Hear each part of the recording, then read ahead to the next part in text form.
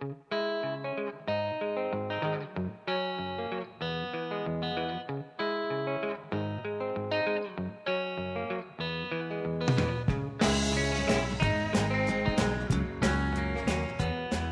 to Gone to Texas, a podcast about AMC's Preacher. My name is Alex, and I have not read any of Garth Ennis's Preacher. My name is Nick, and I have read all of Garth Ennis's Preacher. With every new episode of Preacher, we plan on releasing an episode of this podcast. The podcast will typically be 45 minutes to an hour long, and we will discuss the bigger plot points of the show, what we liked and did not like about the episode, and discuss some of the questions that the show was raising. Nick, really briefly, can you tell me what you thought of the comic, like when you read it and your thoughts on it? I read the comic in the span of about a week, actually. I couldn't stop once I started. It's like 66 issues or something like that? Yep, I think 65 or 66. Yeah, I think you might be right on. And I just was blown away by it. It was unlike anything I had ever read before. And it was one of those things that people had talked about for years, and I just hadn't got around to reading it, and my curiosity was finally really piqued, and I was like, you know what, I just have to give this a shot. And from the first issue on, I was like, this is definitely something really special, really different, and really interesting. And I think that the notion of comics for adults, excuse me, is very true. There are plenty out there for grown-ups, but I think this is one that people can start reading a little bit earlier than that. I mean, it's very crass, it's very violent, it's definitely mature themed, but there are so many interesting themes that it delves into and questions just about the nature of just about everything about human existence. So I think it's a really fascinating read, and it's definitely unique. All right.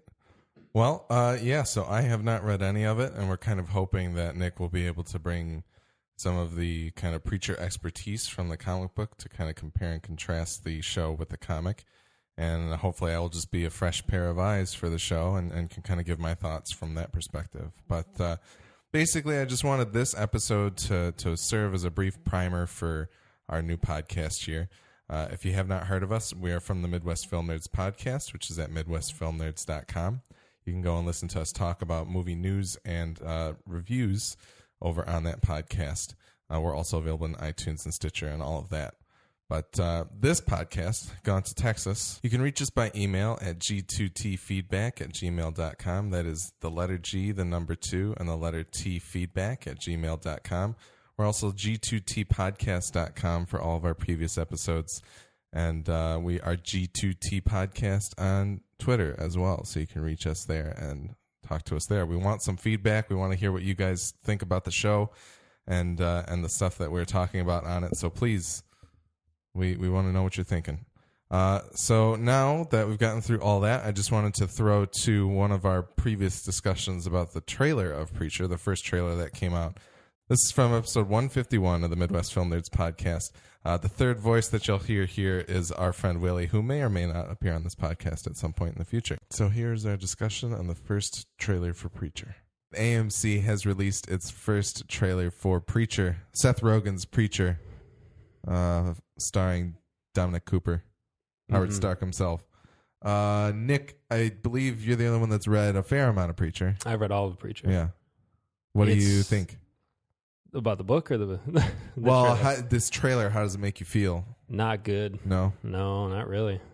And I was excited for it when they announced it, and I was like, Seth Rogen. When you read Preacher, you like kind of understand, be like, you know what, I can see why maybe Seth Rogen's tendencies would lend themselves to this series, because it's pretty weird and Seth Rogen's producing tendencies, and it's kind of vulgar, and well, I'm sure he's writing. It's my in band, some capacity. By the way. Sounds great. Say it out loud again and think about it. Seth Rogen's producing tendencies? Yeah, it just doesn't look that good. I don't know. Nobody in it really looks that good. Does it feel like it's like they're AMCing it up? What do you mean? Does it just feel like, oh, it's an AMC show now? Like, here's edginess. We want The Walking Dead again. Please give us violence. No, because it could be so much edgier. Okay. It's a very tame... Look, I watched it, and then actually one of my friends texted me this morning. He's like, "Did you watch that Preacher trailer?" And so apparently I talk about it. But I went online. I was like, I have to know some other people's thoughts on this. And most other people were like fans of it or whatever on Reddit were a little underwhelmed. But they were like, boy, are people going to be surprised when they tune into the show and they see what it's really about. Because the trailer doesn't really, all it shows you was like edgy Southern, supposed to be a preacher, used to be a what? Like it seems almost like what's that movie called? History of Violence. That's kind of how the show like ex-hitman. Yeah. Boy, is it not at all. It is. I mean, I forgot how the person phrased it, but they said they're going to be so surprised when like like angels and devils and God vampires and like and weird Nazi cults that are into sodomy. There's a vampire in the trailer. Yeah, you just don't realize for a frame. Yeah. And I mean, it's a weird book. I had no idea any of that was in there. Oh, it's super bizarre. It gets even further. I don't even want to talk anymore about it until it gets crazy. If you ever read it, because it gets, oh my God, does it get out there? I hope none of it is in there. And everybody who loved the series is like, why did they do this? It has to be in there though. Otherwise, what are you doing? Yeah. Honestly, I mean, at the very least, love it or hate it, at least The Walking Dead has kept zombies. You know what I mean? Like, The Walking Dead is pretty largely open to interpretation. Like, if you just take the characters and say, like, okay, we're going to put them into this new world we've imagined for them and have similar, like, echo. But Preacher's a very specific story. It has a beginning and a middle and an end. And it ends. And it ends. Like, it ends. Definitively. Yeah, there's nothing beyond it. So I feel like if they stray too far or just start striking off an uncharted territory, it's kind of a disservice because it's a really good book. It's almost one of those things where you know it's not the case, but you hope that there's like a plan. You hope that it's like, okay, we're not doing any more than 4 seasons of this show. Right, yeah. Not going to be, I mean, if it's a ratings juggernaut, it'll keep going. That's the thing, is that I don't feel like modern TV works that way. It should. Like, not all the time. I'm not saying that like somebody should go into making I don't know, New Girl and like, oh, we got to end this in 4 seasons, guys. We got the plan. But like I feel like if you're basing a show around a very, like Nick said, specific story, you can take little side trips here and there. It's okay. Like I don't have a problem with that, and then making little tweaks here and there, things that work better for a visual medium. But to take something that clearly has clearly charts a path and follows that path creatively throughout the story, and then to go, well, we got to lengthen that storyline out for another season. Like, honestly, that's where I start tuning out, because I can tell. I'm not an idiot. Like, I can tell when you're milking. You know what I'm saying? Like, and then the part of that, there's been some of that on Walking Dead where I grew so bored with it because it was like, can we move the fuck on, please? Yeah. You know what I mean? There are some portions of the book that could be expanded a little bit, and there are some that could be shrunken too. Like the middle, maybe like issue 35 to like 45 or, how long is it? Or 60 issues. Somewhere in the middle there, I remember thinking like, this could be different, or it's not really necessary. It's just more character stuff that you already know.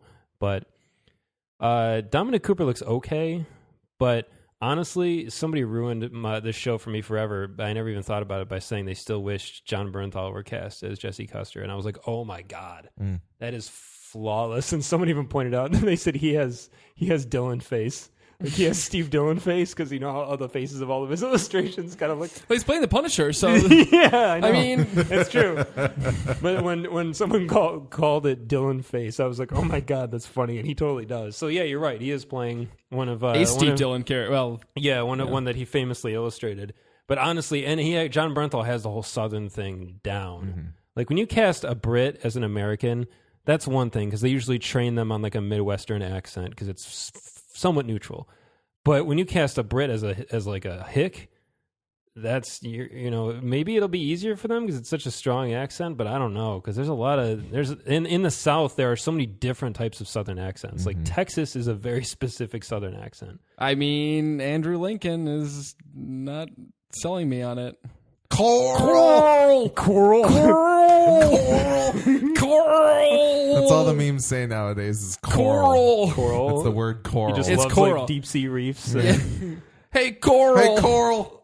Yeah, I mean, like someone did a fan art of McConaughey as Jesse Custer, and it was flawless too. I was like, man, that would have been killer if they had sold that show to like HBO, or if HBO had actually done it, which they should have. I don't know why they would pass on something like that. Seems like a natural fit. Oh, and you know what? If it had been pitched to them now, post like Game of Thrones being a reality, and like saying like, hey, we can show like hardcore murder and sex, like they might be like, you know what? I mean, not that they didn't have that before, but and show that it could be a hit. They would probably take it up, and if they got McConaughey back into the saddle, say, hey man, you get to play.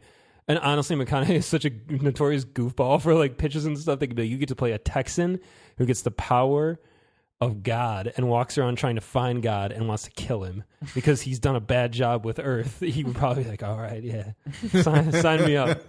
That's the ultimate Texan role right there.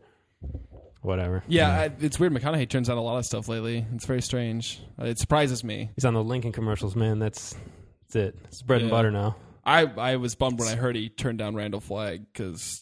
Did he really? Yeah. Ooh. I heard. At least I've heard that. He would have been pretty good. Amazing as Randall Flagg. Randall Flagg. Stephen King's The Stand, which has been in development hell for a while now. Yeah. The Walking Dude. Randall Flagg's kind of the ultimate villain in all of like literature. But he's kind of dirty and greasy, but he's also kind of like intensely charismatic, which is exactly what Matthew McConaughey is. Randall Flagg is like the bad guy in the Stephen King verse. He appears in a lot of different series and a lot of different books with different names, but always like the same initials. Yeah. And he's always, it's awesome. That would be really cool. He's a cool character. If they had locked him and swung him over to the Dark Tower series too. Another thing, another King movie in development hell, along with the It remake, which is also having trouble. I don't know, whatever. Let's not get into that. Anyway. Yeah, we could talk Stephen King for a while too. Yeah. Anyway, Preacher, whatever. I want to see more. But when is it supposed to air? Next year sometime? It said coming 2016. I don't know. I would assume it'll probably be a post Walking Dead thing. I think it'll probably slate between Walking Dead and *Halt and Catch Fire*. So probably at least like that's coming back. April-ish. Yeah, I'm down to watch it. Whatever. They've been filming it for a while. Like I actually started following Seth Rogen on Twitter because he was sending out really cool teases of just like really key props and that kind of thing. So he was getting me more excited. And now the trailer came out, I'm kind of like, maybe they're just it might just be they're holding it back just to could be, but I feel like it's mystery. A strange time to hold back anything that resembles the book. Like people were saying, and I know this is a weird. The character who's a vampire always wears sunglasses the whole book. Yeah. He has them off in like one issue, and you're like, oh my god. And he's not wearing them at all in any of this stuff in the teaser. And a lot of people are like, it's a really important piece of his character, and it's not just cosmetic. Like it serves a purpose, and it's part of when there's a reveal when you see his eyes, it's like a big deal. Mm-hmm. And to see him throughout the trailer without him, I was a little like, it's weird. Why not just, I don't know. Yeah. So whatever. Now we're getting into the nitty gritty no one cares about. That's it for our discussion of the first trailer for Preacher. Thank you for listening to this brief primer episode for Gone to Texas. At the time that this was posted, we should have also posted the episode for the pilot of Preacher. So go take a look on g2tpodcast.com. That is the letter G, the number 2, and the letter T, podcast.com. And give a listen to our first full episode of Gone to Texas. As a note, our theme song is the song All In by The Red Thread. We're using it under a Creative Commons license, and you can go to our website to find a download link there.